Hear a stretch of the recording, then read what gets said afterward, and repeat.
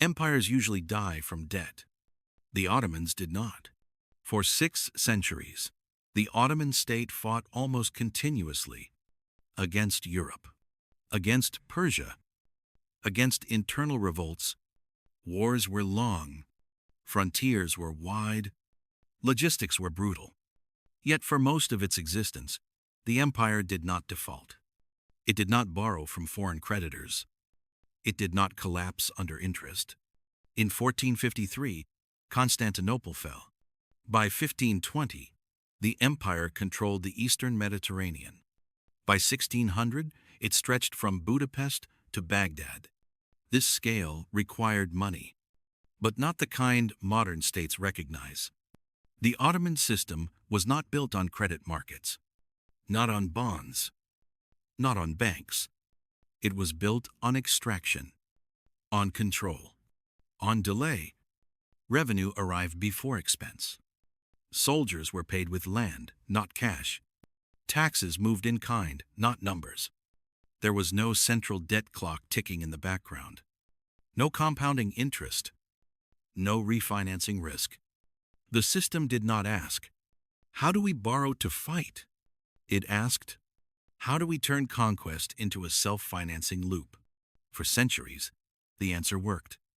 Not because the empire was rich, but because it avoided something more dangerous than poverty: dependence. In the early Ottoman system, money was not primary. Land was. The core instrument was the Timar system, formalized in the 14th century. A cavalry soldier did not receive wages. He received rights. The right to collect taxes from a village. The right to extract grain, animals, labor. In return, he served in war, at his own expense. The state paid nothing up front. No payroll, no pensions. Military cost was externalized. The more land the empire conquered, the more soldiers it could sustain. War created revenue. Revenue funded war. This was not ideology. It was logistics. The treasury remained light. The army remained large. There was no debt because there was no borrowing. No deficit because expenses were delayed into the countryside. But this system had a requirement: continuous expansion. As long as borders moved outward, new land absorbed new soldiers. When borders stopped, the machine began to strain. Not immediately, slowly, like pressure building behind a wall. By the late 16th century, the world changed. Gunpowder replaced cavalry. Fortresses replaced open fields. Standing armies replaced seasonal forces. These armies needed cash, regular pay, supplies, uniforms. Land rights were no longer sufficient. The Ottoman treasury began to monetize. Taxes shifted from in-kind to cash. Salaries replaced land grants. This required something new: liquidity. Silver flowed in from the New World. European prices rose. The Ottomans were pulled into a global inflation cycle. Coinage was debased. Akshay lost value. Soldiers noticed. Janissaries demanded raises. Revolts followed. The system had not failed yet, but its assumptions were breaking. War was no longer self-financing. It now required upfront money. The state adapted without borrowing. It sold future revenue. Tax farming expanded. Not debt, but prepayment. A dangerous compromise. Tax farming was not new, but after 1600, it became dominant. The state auctioned the right to collect taxes. The bidder paid cash up front. The treasury received immediate liquidity. No loans, no interest. On paper, this avoided debt. In reality, it shifted risk downward. Tax farmers squeezed villages harder. Extraction intensified. Trust eroded. Revenue became short-term. Predictable income vanished. The state survived year to year, campaign to campaign. It was not bankrupt, but it was hollowing out. This was still not collapse. The machine kept running.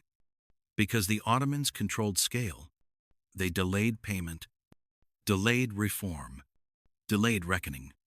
As long as territory remained large, losses were absorbed. But something irreversible happened. The state stopped investing in capacity. It began selling time. Unlike Europe, the Ottomans avoided public debt. No bonds, no central bank, no creditors demanding terms. This was a strength. It also meant isolation. European states learned to borrow at scale, to lose wars and survive, to delay consequences through credit. The Ottomans could not. They financed war only through extraction. When extraction reached limits, options vanished. There was no leverage, no refinancing, only pressure. By the 18th century, military defeats mounted, territory shrank, revenue followed. Still no default. Because nothing had been borrowed, the empire was solvent, but weaker every decade. This is the paradox. Debt did not destroy the Ottoman Empire. Avoiding debt did. In 1854, during the Crimean War, the system broke. For the first time, the Ottoman Empire borrowed from European banks, not by choice, by necessity. The old mechanisms could no longer sustain war. Interest entered the system. By 1875, debt service consumed over half of state revenue. Control followed debt. Foreign administrators oversaw taxes. Customs were seized. Sovereignty thinned. The empire did not collapse immediately, but autonomy was gone. The machine that survived 6 centuries without bankruptcy collapsed within decades of modern finance. Not because debt is evil, but because the system was not built for it. The Ottoman system was not efficient. It was resilient. It avoided fragility by avoiding leverage. It expanded instead of borrowing. It delayed instead of refinancing. This created longevity, but also stagnation. Innovation lagged. Institutions hardened. Adaptation slowed. The system was stable only under conditions that disappeared. When the world accelerated, the Ottomans could not. They did not collapse from excess. They collapsed from inertia.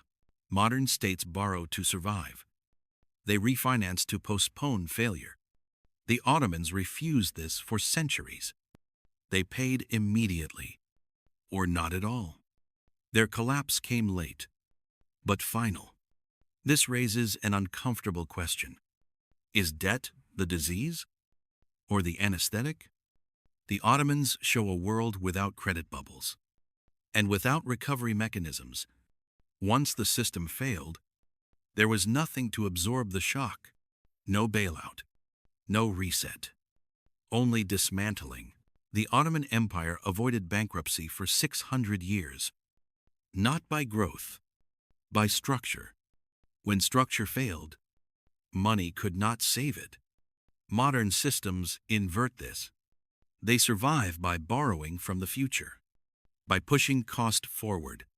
The Ottomans pushed cost outward, into land, into people, into time. Both systems delay truth. One question remains. When delay ends, what remains underneath?